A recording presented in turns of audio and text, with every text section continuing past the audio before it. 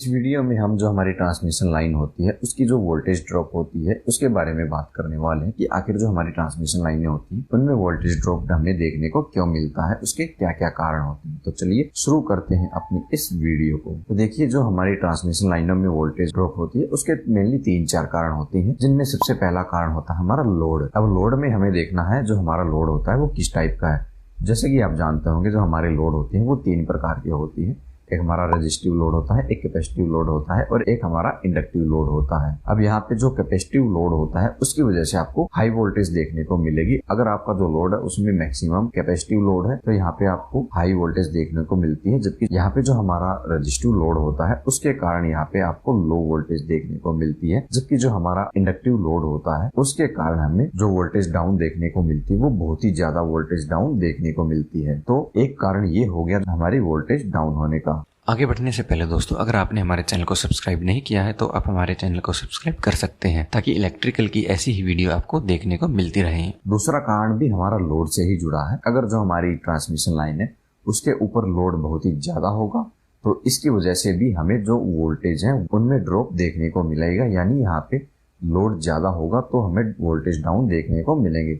अगर लोड हमारा यहाँ पे कम है तो हमें वोल्टेज में इतनी ज्यादा ड्रॉप देखने को नहीं मिलेंगे। अगला जो कारण होता है वो हमारा जो ट्रांसमिशन लाइन में हम कंडक्टर यूज करते हैं उसकी लेंथ के ऊपर पड़ता है, या फिर जो हमारी ट्रांसमिशन लाइन की जो लंबाई है उसके कारण हमें वोल्टेज लॉस देखने को मिलेंगे। अब हमारी जो ट्रांसमिशन लाइन है वो जितनी लंबी होगी, यानी जो कंडक्टर है उसका साइज जितना भी लंबा होगा उसका जो रेजिस्टेंस है वो उतना ही ज्यादा होगा। अब ज्यादा रेजिस्टेंस होगा तो जो हमारा वोल्टेज है, जो हमारे वोल्टेज है वो भी ज्यादा डाउन देखने को मिलेंगे। यानी जितनी ज्यादा हमारे कंडक्टर की लंबाई उतना ज्यादा हमारा रेजिस्टेंस होगा और फिर उतना ही हमें वोल्टेज में ड्रॉप देखने को मिलेगा। अब अगला कारण है वोल्टेज लेवल। अब वोल्टेज लेवल से आप ऐसा समझे, अगर हम हाई वोल्टेज में हमारा जो ट्रांसमिशन है वो कर रहे हैं तो हमें वोल्टेज कम ड्रॉप देखने को मिलेंगे। अगर हम लो वोल्टेज में ट्रांसमिशन कर रहे हैं तो जो हमारे वोल्टेज है वो ज्यादा ड्रॉप होंगे, क्योंकि जो हमारी हाई वोल्टेज होती है उसमें हमें लॉसेस जो है वो कम देखने को मिलते हैं। अब हमारी जो वोल्टेज है वो लो है तो यहाँ पे हमें